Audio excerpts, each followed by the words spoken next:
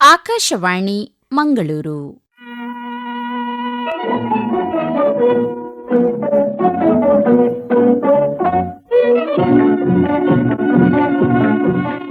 ಯುವವಾಣಿ ಕಲಾಸಂಜೆ.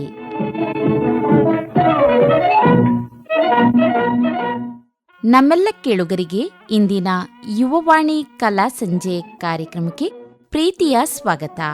ಕೇಳುಗರೆ, ಇಂದಿನ ಕಲಾಸಂಜೆ ಕಾರ್ಯಕ್ರಮದಲ್ಲಿ ಕೇಳಿ ಕಾರ್ಯಕ್ರಮ ವೈವಿಧ್ಯ. ಪ್ರಸ್ತುತಪಡಿಸುವವರು ಸೈಂಟ್ ಆನ್ಸ್ ಶಿಕ್ಷಕರ ತರಬೇತಿ ಸಂಸ್ಥೆ ಮಂಗಳೂರು, ಇಲ್ಲಿನ ಪ್ರಶಿಕ್ಷಣಾರ್ಥಿಗಳು.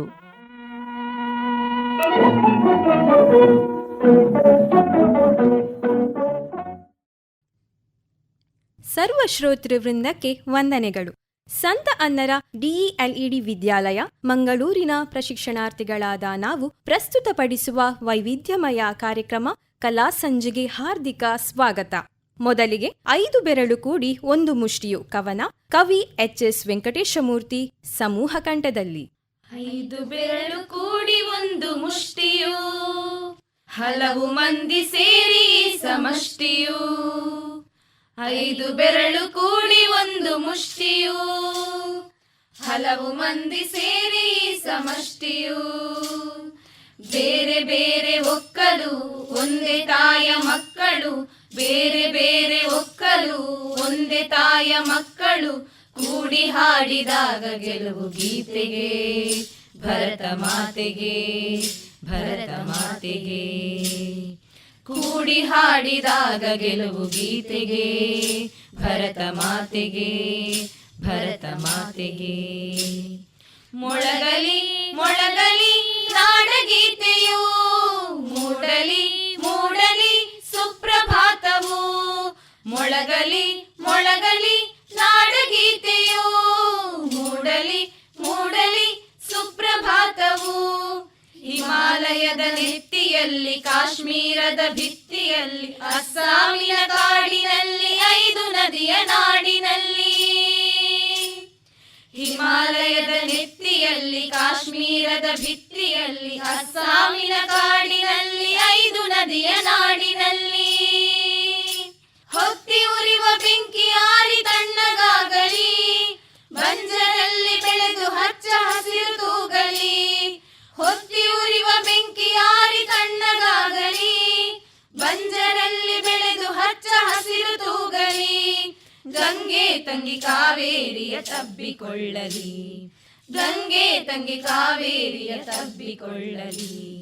ಮೊಳಗಲಿ ಮೊಳಗಲಿ ನಾಡಗೀತೆಯು, ಮೂಡಲಿ ಮೂಡಲಿ ಸುಪ್ರಭಾತವು. ಮೊಳಗಲಿ ಮೊಳಗಲಿ ನಾಡಗೀತೆಯು, ಮೂಡಲಿ ಮೂಡಲಿ ಸುಪ್ರಭಾತವು. ಲಡಾಖ ನೇಫ ಗಡಿಗಳಲ್ಲಿ, ಮಂತ್ರಾಲಯ ಗುಡಿಗಳಲ್ಲಿ, ಭತ್ತ ಗೋಧಿ ಬೆಳೆಯುವಲ್ಲಿ, ಪ್ರೀತಿಯು ಮೈ ತಳೆಯುವಲ್ಲಿ. ಲಡಾಖ ನೇಫ ಗಡಿಗಳಲ್ಲಿ, ಮಂತ್ರಾಲಯ ಗುಡಿಗಳಲ್ಲಿ, ಭತ್ತ ಗೋಧಿ ಬೆಳೆಯುವಲ್ಲಿ, ಪ್ರೀತಿಯು ಮೈ ತಳೆಯುವಲ್ಲಿ.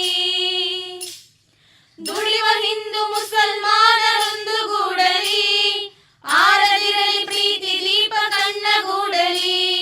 ದುಡಿಯುವ ಹಿಂದೂ ಮುಸಲ್ಮಾನರೊಂದುಗೂಡಲಿ,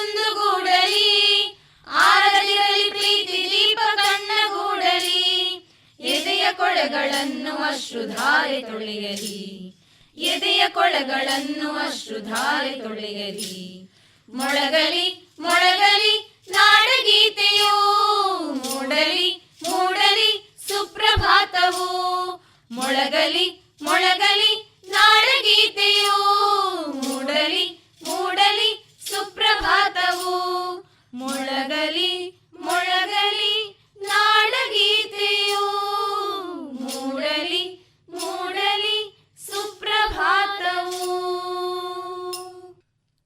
ಇನ್ನು ಮುಂದೆ ವಿದ್ಯಾಲಯದ ಪ್ರತಿಭಾನ್ವಿತ ಕವಯತ್ರಿ ಶ್ರೀಮತಿ ದಿವ್ಯಾ ಬಿ ಇವರಿಂದ ಸ್ವರಚಿತ ಕವಿತಾ ವಾಚನ. ಕವನದ ಹೆಸರು ನಾನು ನೀನು. ಓ ಪ್ರಕೃತಿ ನೀನೆಷ್ಟು ಸುಂದರಿ, ಓ ಪ್ರಕೃತಿ ನೀನೆಷ್ಟು ಸುಂದರಿ, ಮನೋಹರಿ ಮನೋಹರಿ. ದಿವ್ಯ ದಿವ್ಯಾಂಗನೆ ಸಪ್ತವರ್ಣದ ನೀಲಿಮೆ, ಹಸಿರು ಹಸಿರಾದ ಹೃದಯ ನಿನ್ನದು ನಿನ್ನ ಜೀವನವೇ, ಹಸಿರು ಹಸಿರಾದ ಹೃದಯ ನಿನ್ನದು ನಿನ್ನ ಜೀವನವೇ. ನನಗೆ ಮಾದರಿ.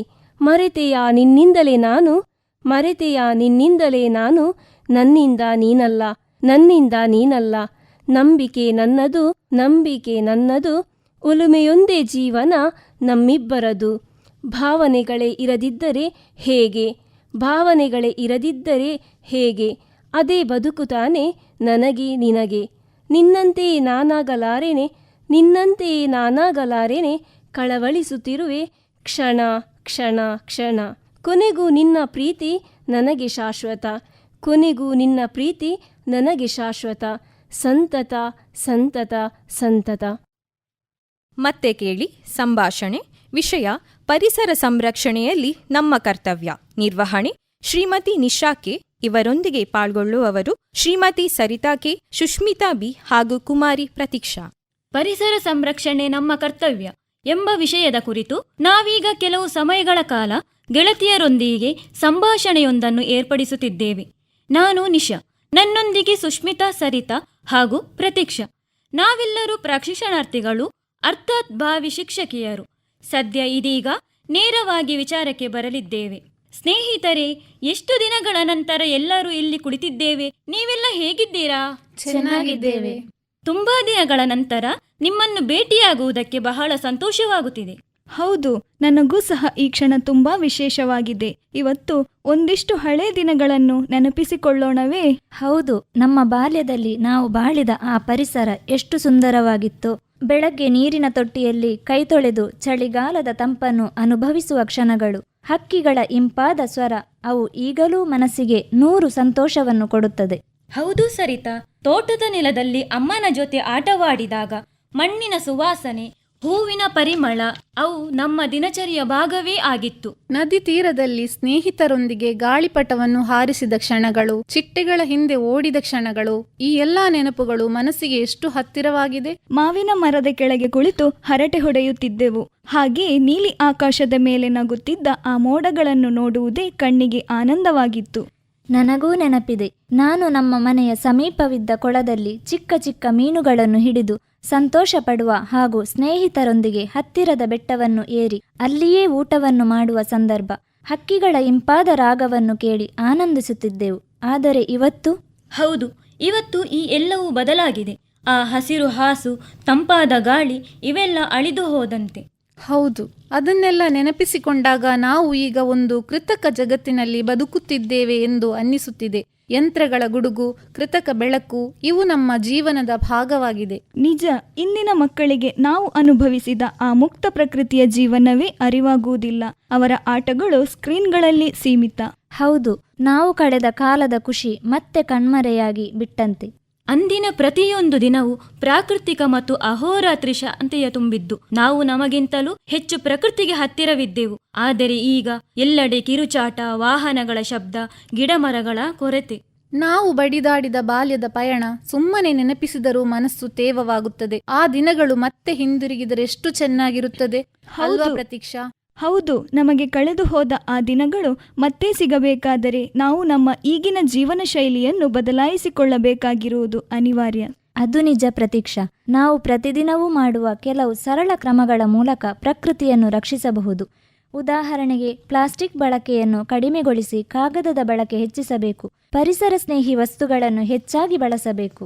ಅದರೊಂದಿಗೆ ಮರಗಳನ್ನು ನೆಡುವುದು, ನೀರನ್ನು ಉಳಿಸುವುದು, ಪ್ರಾಣಿ ಸಂಕುಲವನ್ನು ಹೆಚ್ಚಿಸುವುದು, ವಿದ್ಯುತ್ ಬಳಕೆ ಕಡಿಮೆ ಮಾಡುವುದು, ಕೈಗಾರಿಕೋದ್ಯಮಗಳನ್ನು ಮಿತಿಗೊಳಿಸಿ ಕೃಷಿಗೆ ಹೆಚ್ಚು ಪ್ರಾಮುಖ್ಯತೆಯನ್ನು ನೀಡುವುದು.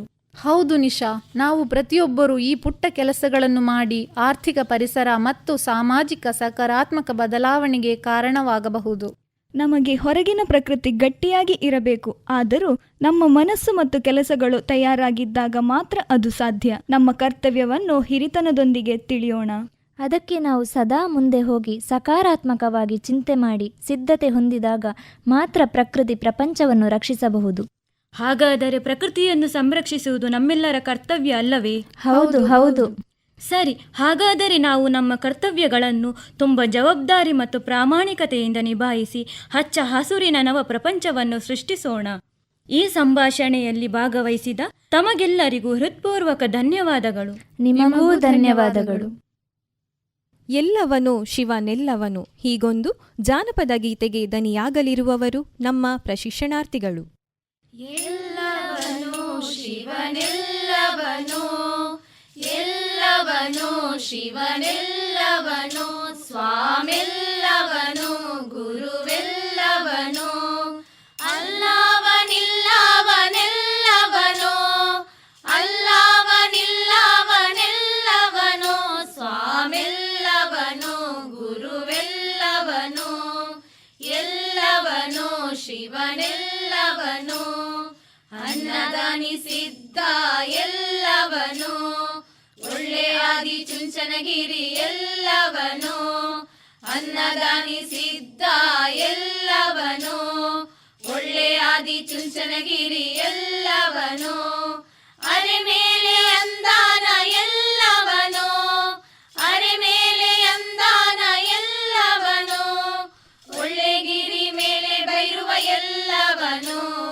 ಒಳ್ಳೆ ಗಿರಿ ಮೇಲೆ ಬೈರುವ ಎಲ್ಲವನೋ, ಎಲ್ಲವನೋ ಶಿವನೆಲ್ಲವನೋ, ಎಲ್ಲವನೋ ಶಿವನೆಲ್ಲವನೋ, ಕೋಡುಗಲ್ಲಿನ ಒಡೆಯ ಎಲ್ಲವನೋ, ಖಡ್ಗ ವಿಭೂತಿ ಧರಿಸೋನೆಲ್ಲ ಎಲ್ಲವನೋ, ಕೋಡುಗಲ್ಲಿನ ಒಡೆಯ ಎಲ್ಲವನೋ, ಖಡ್ಗ ವಿಭೂತಿ ಧರಿಸೋನೆಲ್ಲ ಎಲ್ಲವನೋ, ಮೂರು ಶೂಲದ ಒಡೆಯ ಎಲ್ಲವನೋ, ಮೂರು ಶೂಲದ ಒಡೆಯ ಎಲ್ಲವನೋ, ಚೇಣೂರ ಕಂಬದಯ್ಯ ಎಲ್ಲವನೋ, ಚೇಣೂರ ಕಂಬದಯ್ಯ ಎಲ್ಲವನೋ, ಎಲ್ಲವನೋ ಶಿವನೆಲ್ಲವನೋ, ಎಲ್ಲವನೋ ಶಿವನೆಲ್ಲವನೋ, ಮರುಗ ಮಲ್ಲಿಗೆ ಜಾಜಿ ಎಲ್ಲವನೋ, ಒಳ್ಳೆ ನವಿಲು ಗರಿಕಂತೆ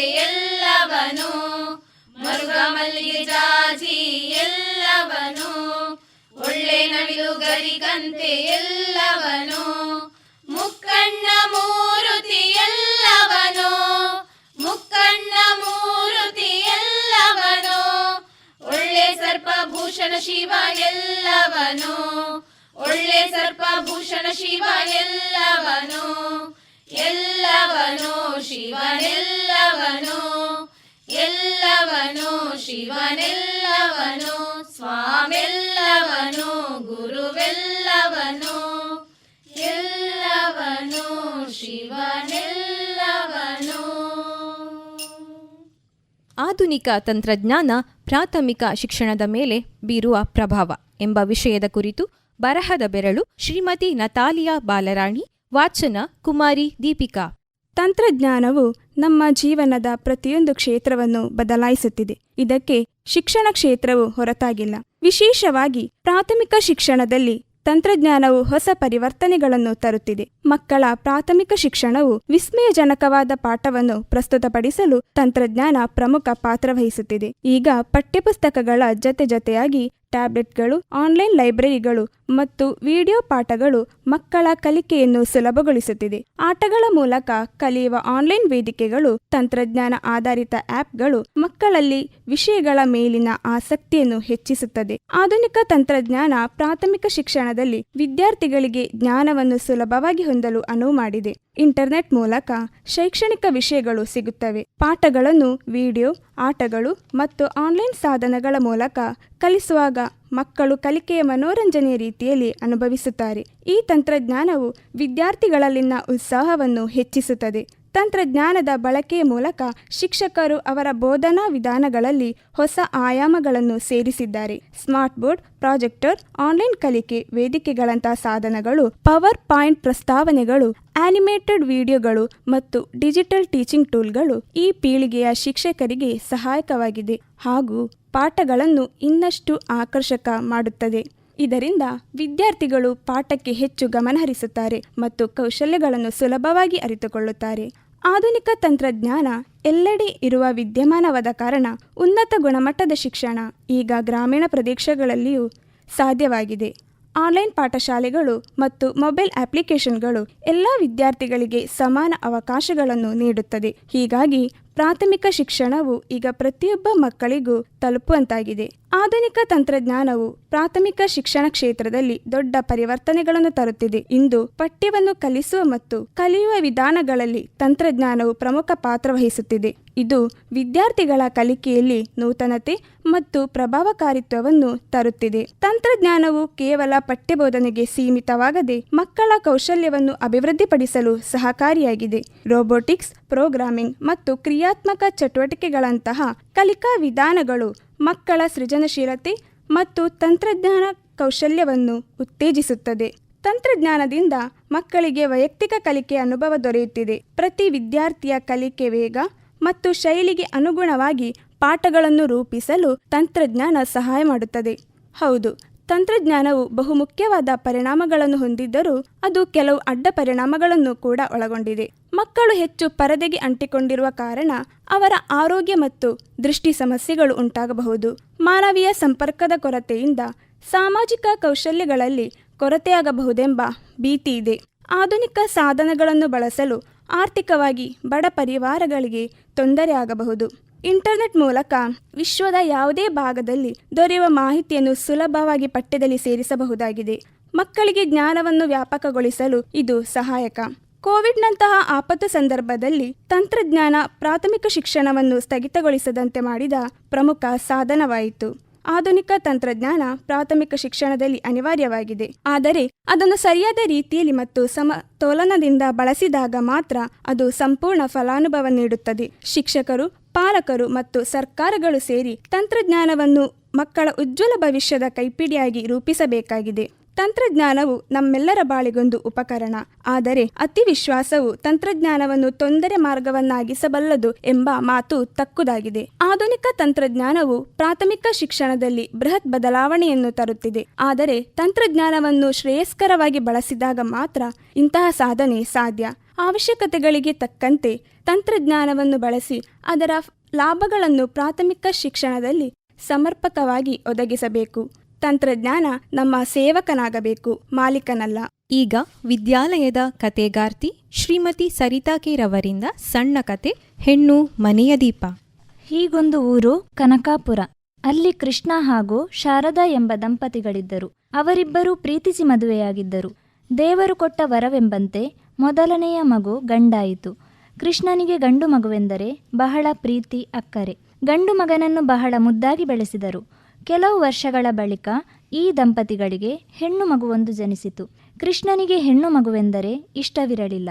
ಹೆಣ್ಣು ಮಗುವೆಂದು ತಿಳಿದ ಕೂಡಲೇ ತಾಯಿ ಮತ್ತು ಮಗುವನ್ನು ಆಸ್ಪತ್ರೆಯಲ್ಲೇ ಬಿಟ್ಟು ಮನೆಗೆ ತೆರಳಿದನು. ಶಾರದೆಯು ತನ್ನ ಕಂದನನ್ನು ಕರೆದುಕೊಂಡು ತನ್ನ ಮನೆಗೆ ತೆರಳಿದಳು. ತನ್ನ ತಾಯಿ, ತಂಗಿ, ತಮ್ಮನ ಜೊತೆ ಬಾಡಿಗೆ ಮನೆಯಲ್ಲಿ ವಾಸ ಮಾಡತೊಡಗಿದಳು. ತನ್ನ ತಂಗಿ ಮತ್ತು ತಮ್ಮನ ವಿದ್ಯಾಭ್ಯಾಸವು ಕೊನೆಗೊಂಡಿರಲಿಲ್ಲ. ತಾಯಿಯು ಬೇರೆಯವರ ಮನೆ ಕೆಲಸ ಮಾಡಿ 3 ಮಕ್ಕಳನ್ನು ಸಾಕುತ್ತಿದ್ದಳು. ಶಾರದಾಳ ಮಗಳಿಗೆ 6 ವರ್ಷ ತುಂಬುತ್ತಿದ್ದಂತೆಯೇ ವಿದ್ಯಾಭ್ಯಾಸಕ್ಕಾಗಿ ಆಶ್ರಮಕ್ಕೆ ಸೇರಿಸಿದಳು. ವರ್ಷದಲ್ಲಿ ಮಧ್ಯವಧಿ ರಜೆ ಮತ್ತು ಬೇಸಿಗೆ ರಜೆಯಲ್ಲಿ ಮಾತ್ರ ಮನೆಗೆ ಕರೆತರುತ್ತಿದ್ದಳು. ಶಾರದಾಳ ಮಗಳಾದ ನಂದಿನಿ ಆಶ್ರಮದಲ್ಲಿ ತುಂಬ ಚುರುಕಾದ ಹುಡುಗಿಯಾಗಿದ್ದಳು. ಬಹಳ ಪ್ರತಿಭಾನ್ವಿತಳಾಗಿದ್ದಳು. ಎಲ್ಲ ವಿಷಯಗಳಲ್ಲಿಯೂ ತಾನೇ ಮುಂದಿರುತ್ತಿದ್ದಳು. ಹೀಗೆಯೇ ಆಶ್ರಮದಲ್ಲೇ ಬೆಳೆದ ಹುಡುಗಿಯು ತಂದೆ ತಾಯಿಯ ಪ್ರೀತಿಯಿಂದ ವಂಚಿತಳಾದಳು. ಬೆಳೆಯುತ್ತಿದ್ದಂತೆಯೇ ನಂದಿನಿಯು ತಂದೆ ತಾಯಿಯ ಪ್ರೀತಿ ಬೇಕೆಂದು ಹಂಬಲಿಸುತ್ತಾಳೆ. ರಜೆಯಲ್ಲಿ ಮನೆಗೆ ತೆರಳಿದರೂ ತಾಯಿಯ ಪ್ರೀತಿಯಾಗಲಿ, ಚಿಕ್ಕಮ್ಮನ ಪ್ರೀತಿಯಾಗಲಿ, ಮಾವನ ಪ್ರೀತಿಯಾಗಲಿ ಆಕೆಗೆ ಸಿಗುವುದಿಲ್ಲ. ಪ್ರತಿದಿನ ಆಕೆಗೆ ಬೈಯುತ್ತಿರುತ್ತಾರೆ. ಆಕೆಯ ಮೇಲೆ ಒತ್ತಡವನ್ನು ಹೇರುತ್ತಾರೆ. ಶಾಲೆಯಲ್ಲಿ ಮೊದಲ ಸ್ಥಾನದಲ್ಲೇ ಇರಬೇಕು, ಹೆಚ್ಚು ಅಂಕ ನಿನಗೇ ಇರಬೇಕು, ಪೂರ್ತಿ ಅಂಕ ಗಳಿಸಬೇಕು, ಜೀವನದಲ್ಲಿ ದೊಡ್ಡ ಸಾಧನೆ ಮಾಡಬೇಕು, ಟಿವಿ ಕಾರ್ಯಕ್ರಮಗಳಲ್ಲಿ ನಿನ್ನನ್ನು ಕಾಣುವಂತಾಗಬೇಕು, ನಟಿಯಾಗಬೇಕು, ಹೀಗೆ ಹಲವು ಒತ್ತಡವನ್ನು ಹೇರುತ್ತಾರೆ. ಈ ಎಲ್ಲ ಕಾರಣಗಳಿಂದಾಗಿ ಆಕೆಯು ಮಾನಸಿಕವಾಗಿ ತುಂಬ ಕುಗ್ಗುತ್ತಾಳೆ. ಮರಳಿ ಆಶ್ರಮಕ್ಕೆ ಬಂದರೂ ಒಬ್ಬಳೇ ಒಂದು ಮೂಲೆಯಲ್ಲಿ ಕುಳಿತು ಯೋಚಿಸುತ್ತಿರುತ್ತಾಳೆ. ಈಕೆಯ ಈ ಬದಲಾವಣೆಯನ್ನು ಕಂಡ ಆಶ್ರಮದ ಗೃಹಮಾತೆಯು ಆಕೆಯನ್ನು ಬಳಿಗೆ ಕರೆದು ಎಲ್ಲ ವಿಚಾರಗಳನ್ನು ತಿಳಿದುಕೊಳ್ಳುತ್ತಾರೆ. ಗೃಹಮಾತೆಯು ಆಕೆಗೆ ತಿಳಿ ಹೇಳುತ್ತಾರೆ. ನಿನ್ನ ಮನೆಯವರು ನಿನಗೆ ಒತ್ತಡವನ್ನು ಹೇರಲು ಕಾರಣವೇನು ಗೊತ್ತಿದೆಯೇ ಎಂದು ಪ್ರಶ್ನಿಸುತ್ತಾರೆ. ಆಕೆಯು ಇಲ್ಲ ಎನ್ನುತ್ತಾ ಸಪ್ಪೆ ಮುಖ ಮಾಡಿಕೊಂಡಳು. ನೀನು ಹೆಣ್ಣು ಎಂಬ ಕಾರಣದಿಂದ ನಿನ್ನನ್ನು, ನಿನ್ನ ಅಮ್ಮನನ್ನು ಆಸ್ಪತ್ರೆಯಲ್ಲೇ ಬಿಟ್ಟು ತೆರಳಿದವರು ನೀನು ಮಾಡುವ ಸಾಧನೆ ನೋಡಿ ನಿನ್ನ ಬಳಿ ಬರುವಂತಾಗಬೇಕು. ನಿನ್ನ ಸಾಧನೆಯಿಂದ ನೀನು ಎಲ್ಲರ ಮನಸ್ಸು ಗೆಲ್ಲುವಂತಾಗಬೇಕು ಎಂಬ ಉದ್ದೇಶದಿಂದ ನಿನ್ನ ಮೇಲೆ ಒತ್ತಡವನ್ನು ಹೇರುತ್ತಿದ್ದಾರೆಯೇ ಹೊರತು ನಿನ್ನ ಮೇಲೆ ಪ್ರೀತಿ ಕಾಳಜಿ ಇಲ್ಲದೆ ಅಲ್ಲ ಎಂದು ಗೃಹಮಾತೆ ಆಕೆಗೆ ಹೇಳಿದರು. ನಂದಿನಿ ಗೃಹಮಾತೆಯ ಮಾತನ್ನು ಬಹಳ ಗಂಭೀರವಾಗಿ ತೆಗೆದುಕೊಂಡು ಅದರ ಕುರಿತು ಯೋಚಿಸತೊಡಗುತ್ತಾಳೆ. ನಾನು ಮನೆಯವರ ಆಸೆಯಂತೆಯೇ ಉತ್ತಮ ಅಂಕ ಗಳಿಸಬೇಕು, ಒಳ್ಳೆಯ ಸಾಧನೆ ಮಾಡಬೇಕು ಎಂದುಕೊಂಡು ಓದಿನ ಕಡೆ ಹೆಚ್ಚಿನ ಗಮನ ಹರಿಸುತ್ತಾಳೆ. ನಂದಿನಿಯು ಗೃಹಮಾತೆಯನ್ನೇ ತನ್ನ ಎರಡನೇ ತಾಯಿ ಎಂದುಕೊಂಡು ತನ್ನೆಲ್ಲ ವಿಚಾರಗಳನ್ನು ಅವರಲ್ಲಿ ಹಂಚಿಕೊಳ್ಳುತ್ತಾಳೆ. ಗೃಹಮಾತೆಯು ಆಕೆಗೆ ಬೆನ್ನೆಲುಬಾಗಿ ನಿಲ್ಲುತ್ತಾರೆ. 10ನೇ ತರಗತಿ ಪರೀಕ್ಷೆ ಬರೆಯುತ್ತಾಳೆ. ಪರೀಕ್ಷೆಯಲ್ಲಿ 584 ಅಂಕಗಳನ್ನು ಪಡೆದು ಪಾಸಾಗುತ್ತಾಳೆ. ಆಕೆಯು ತನ್ನ ಅಮ್ಮ, ಮಾವ ಹಾಗೂ ಚಿಕ್ಕಮ್ಮನಲ್ಲಿ ಈ ವಿಚಾರ ಹೇಳಿದಾಗ ಅವರು ಆಕೆಯನ್ನು ಬೆನ್ನು ತಟ್ಟಿ ಪ್ರೋತ್ಸಾಹಿಸುವ ಬದಲಾಗಿ, ನಿನ್ನ ಕೈಯಲ್ಲಿ ಏನೂ ಸಾಧ್ಯವಾಗುವುದಿಲ್ಲ, ಇಷ್ಟೇ ಅಂಕ ತೆಗೆಯುವ ಸಾಮರ್ಥ್ಯವಿರುವುದು, ನೀನು ಯಾವುದಕ್ಕೂ ಪ್ರಯೋಜನಕ್ಕಿಲ್ಲ ಎಂದು ಬೈಯುತ್ತಾರೆ. ನಂದಿನಿಗೆ ಮತ್ತೆ ಮನಸ್ಸಿಗೆ ತುಂಬ ನೋವಾಗುತ್ತದೆ. ನಾನೇನು ಮಾಡಿದರೆ ಇವರು ಖುಷಿಪಡುತ್ತಾರೆ, ನಾನು ಇವರ ಮಗಳೆಯ, ಯಾವಾಗ ನೋಡಿದರೂ ಬೈಯುತ್ತಲೇ ಇರುತ್ತಾರೆ ಎಂದೆಲ್ಲ ಯೋಚಿಸತೊಡಗುತ್ತಾಳೆ. ಟಿವಿಗಳಲ್ಲಿ ಬರುವ ಕಾರ್ಯಕ್ರಮಗಳಾದ ಡ್ರಾಮಾ ಜೂನಿಯರ್, ಡ್ಯಾನ್ಸ್, ಸರಿಗಮಪ ಇತ್ಯಾದಿಗಳಲ್ಲಿ ತಾನು ಭಾಗವಹಿಸಿ ಹೆಸರು ಮಾಡಬೇಕೆಂದುಕೊಂಡು ಈ ವಿಚಾರವನ್ನು ತನ್ನ ಚಿಕ್ಕಮ್ಮ ಹಾಗೂ ಮಾವನೊಂದಿಗೆ ಹಂಚಿಕೊಳ್ಳುತ್ತಾಳೆ. ಈ ವಿಚಾರ ಕೇಳಿದ ಅವರಿಬ್ಬರೂ ತುಂಬ ಖುಷಿಪಡುತ್ತಾರೆ ಹಾಗೂ ನಾವು ನಿನಗೆ ಸಹಾಯಕ್ಕೆ ನಿಲ್ಲುತ್ತೇವೆ ಎಂಬ ಭರವಸೆ ನೀಡುತ್ತಾರೆ. ಅಂತೆಯೇ ಅವಕಾಶಗಳು ಸಿಕ್ಕಾಗ ಭಾಗವಹಿಸಿದಳು. ಆದರೆ ಎಷ್ಟೋ ಪ್ರಯತ್ನಗಳಲ್ಲಿಯೂ ಅವಳು ಆಯ್ಕೆಯಾಗುತ್ತಿರಲಿಲ್ಲ. ಇದರ ಜೊತೆಗೆ ಪದವಿ ಪೂರ್ವ ಪರೀಕ್ಷೆಯನ್ನು ಬರೆದು ಪಾಸಾದಳು. ತನ್ನ ವಿದ್ಯಾಭ್ಯಾಸವನ್ನು ಮುಂದುವರಿಸುತ್ತಲೇ ಕಿರು ಚಲನಚಿತ್ರಗಳಲ್ಲೂ ಅಭಿನಯಿಸತೊಡಗಿದಳು. ಹೀಗೆಯೇ ಒಂದು ದಿನ ಕಾಮಿಡಿ ಕಿಲಾಡಿಗಳು ಕಾರ್ಯಕ್ರಮಕ್ಕೆ ಬೆಂಗಳೂರಿನಲ್ಲಿ ಆಡಿಷನ್ ಇದೆ ಎಂಬ ವಿಷಯ ಆಕೆಗೆ ತಿಳಿಯುತ್ತದೆ. ಆಡಿಷನ್ನಲ್ಲಿ ಭಾಗವಹಿಸಿ ಅದಕ್ಕೆ ಆಯ್ಕೆಯಾಗುತ್ತಾಳೆ. ತನ್ನ ತಾಯಿ, ಚಿಕ್ಕಮ್ಮ, ಮಾವನ ಆಸೆಯಂತೆಯೇ ಟಿವಿಯಲ್ಲಿ ಕಾಣಿಸಿಕೊಳ್ಳುತ್ತಾಳೆ. ತನ್ನ ತಾಯಿಯನ್ನು ಆ ವೇದಿಕೆಗೆ ಕರೆಸಿ, ನನ್ನ ಸಾಧನೆಗೆ ನನ್ನ ತಾಯಿಯೇ ಕಾರಣ, ನನ್ನ ತಂದೆ ತಾಯಿ ಎಲ್ಲವೂ ಇವರೇ, ನನ್ನ ತಂದೆ ನನ್ನನ್ನು ಹೆಣ್ಣು ಎಂಬ ಕಾರಣಕ್ಕೆ ಬಿಟ್ಟು ಹೋದರು, ಆದರೆ ನನ್ನ ತಾಯಿ ಹೆಣ್ಣು ಮನಸ್ಸು ಮಾಡಿದರೆ ಏನನ್ನು ಬೇಕಾದರೂ ಸಾಧಿಸಬಹುದೆಂದು ತೋರಿಸಿಕೊಡಲು ಸಹಾಯ ಮಾಡಿದರು. ಯಾವುದೇ ಕಲ್ಲು ಶಿಲೆಯಾಗಬೇಕಾದರೆ ಅದಕ್ಕೆ ಉಳಿಯ ಪೆಟ್ಟು ಬೀಳಲೇಬೇಕು. ಅಂತೆಯೇ ಮನುಷ್ಯ ಸಾಧನೆ ಮಾಡಬೇಕಾದರೆ ಮಾತಿನ ಪೆಟ್ಟು ಬೀಳಲೇಬೇಕು. ಆಕೆಯು ಮನೆಯವರ ಮಾತುಗಳನ್ನು ಕೇಳಿ ತಾನು ಸಾಧಿಸಬೇಕೆಂದು ಛಲ ಹೊತ್ತು ಸಾಧಿಸಿ ತೋರಿಸಿದಳು ಹಾಗೂ ಹಲವು ಸನ್ಮಾನಗಳನ್ನು ಸ್ವೀಕರಿಸಿದಳು. ಹೆತ್ತವರಿಂದ ನಂಬಿಕೆಯನ್ನು ಗಳಿಸಿದಳು. ಕೇಳಿ ಸ್ವರಚಿತ ಕವನ ವಾಚನ ಕುಮಾರಿ ಸಂಗೀತಾ ಯು. ಕವಿತೆ ಓ ಮನವೇ, ನಂಬಬೇಡ ಮನವೇ ಯಾರನ್ನು, ನಗುವನ್ನು ಕಲಿಸಿ ಪ್ರೀತಿಯಿಂದ ಅರಸಿ, ಬೆನ್ನ ಹಿಂದೆಯೇ ಕತ್ತಿ ಮಸೆಯುವರೆ, ಈ ಲೋಕದಲ್ಲಿ ನಂಬಬೇಡ ಮನವೇ, ಈ ಲೋಕದಲ್ಲಿ ನಂಬಬೇಡ ಮನವೇ, ಸ್ನೇಹವೆಂಬ ಹೀಗೆ ಪ್ರೀತಿಸಿ ನಮ್ಮ ಬೆನ್ನ ಹಿಂದೆಯೇ ಪಿತೂರಿ ನಡೆಸಿ ಸಂಚು ಮೂಡುತ್ತಿಹರು, ನಂಬಬೇಡ ಮನವೇ ಯಾರನ್ನು, ನಂಬಬೇಡ ಮನವೇ ಯಾರನ್ನು, ಎಲ್ಲರೂ ನನ್ನವರು ಎಂದು ತಿಳಿದು ತಿಳಿಯದೆ ತಪ್ಪಾಗಿ ಹೋಯಿತೆ, ಎಲ್ಲರೂ ನನ್ನವರು ಎಂದು ತಿಳಿದು ತಿಳಿಯದೆ ತಪ್ಪಾಗಿ ಹೋಯಿತೆ, ಮನಸ್ಸೆಲ್ಲ ಬರೀ ಶೋಕದಿಂದ ಕೂಡಿತೆ, ಏನು ತೋಚದು ನನಗರಿಯದೆ, ನಂಬಬೇಡ ಮನವೇ ಯಾರನ್ನು, ನಂಬಬೇಡ ಮನವೇ ಯಾರನ್ನು. ವೈವಿಧ್ಯಮಯ ಕಾರ್ಯಕ್ರಮದ ಅಂತಿಮದಲ್ಲಿ ಈ ಮಣ್ಣು ನಮ್ಮದು ಕವಿ ಡಾಕ್ಟರ್ RNG ಗೋಪಾಲ್.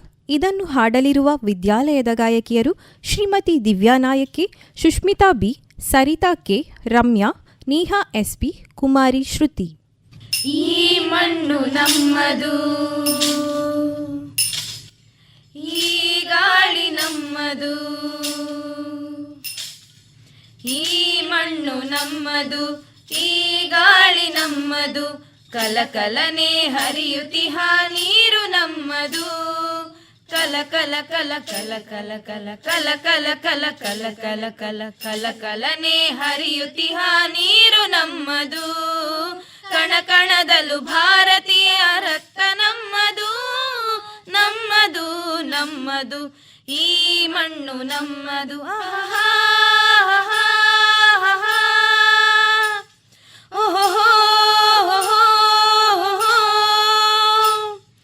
ನಮ್ಮ ಕಾಯುವ ಹಿಮಾಲಯವೇ ತಂದೆ ಸಮಾನ, ಗಂಗೆ ತುಂಗೆ ಕಾವೇರಿಯು ತಾಯಿ ಸಮಾನ, ನಮ್ಮ ಕಾಯುವ ಹಿಮಾಲಯವೇ ತಂದೆ ಸಮಾನ, ತಂದೆ ಸಮಾನ, ಗಂಗೆ ತುಂಗೆ ಕಾವೇರಿಯು ತಾಯಿ ಸಮಾನ, ತಾಯಿ ಸಮಾನ, ಈ ದೇಶದ ಜನ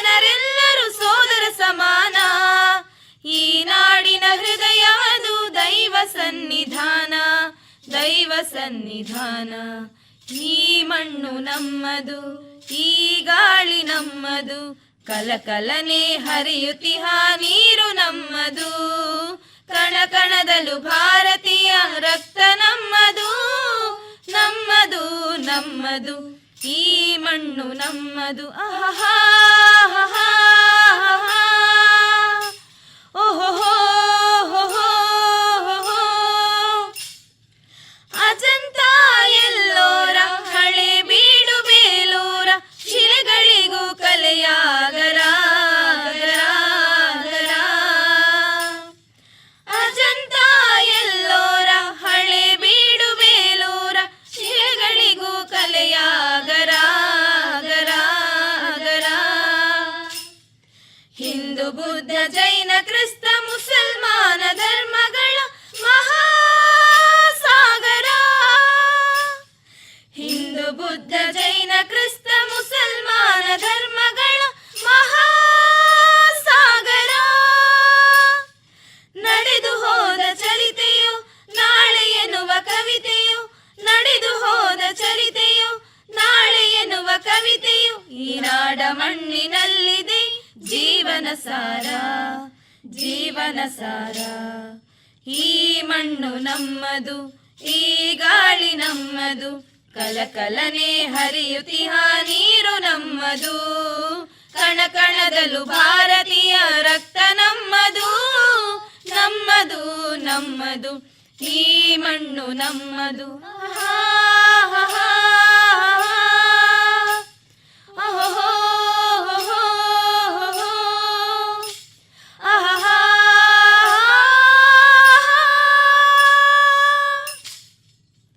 ಇಲ್ಲಿಗೆ ಸಂತ ಅನ್ನರ ಡಿಇಎಲ್ಇಡಿ ವಿದ್ಯಾಲಯ ಮಂಗಳೂರು ಅರ್ಪಿಸಿದ ವೈವಿಧ್ಯಮಯ ಕಾರ್ಯಕ್ರಮ ಮುಕ್ತಾಯವಾಯಿತು. ಇದರಲ್ಲಿ ಭಾಗವಹಿಸಿದ ಪ್ರಶಿಕ್ಷಣಾರ್ಥಿಗಳು ಇವರು: Shrimati Sarita K, Sushmita B, Swapna S J, Divya B, Chaitra V N, Ramya, Divya Nayak K, Neha S P, Nisha K, Kumari Pratiksha Y, Deepika K B, Shruti, Sangeetha U, Soumya K. ಕಾರ್ಯಕ್ರಮ ನಿರೂಪಣೆ ಶ್ರೀಮತಿ ಸ್ವಪ್ನಾ ಎಂ. ನೆರವು ಪ್ರಾಂಶುಪಾಲೆ ಶ್ರೀಮತಿ ಅನಿತಾ ಡಿ ಕ್ರೂಸ್ ಹಾಗೂ ಉಪನ್ಯಾಸಕಿ ಶ್ರೀಮತಿ ಬೀನಾ ಚಗನಾಲ್. ಸಂಯೋಜನೆ ಶ್ರೀವಾ ಉಮೇಶ್ ಕಾರಂತ, ಗೌರವ ಉಪನ್ಯಾಸಕರು.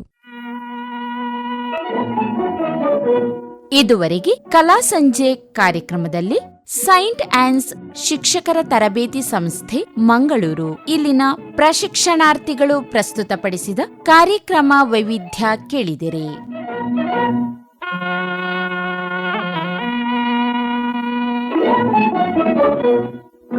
ಇದು ಇಂದಿನ ಯುವವಾಣಿ ಕಲಾ ಸಂಜೆ ಕಾರ್ಯಕ್ರಮ. ಮುಂದಿನ ಕಾರ್ಯಕ್ರಮದಲ್ಲಿ ನಿಮ್ಮ ಭೇಟಿ. ನಮಸ್ಕಾರ.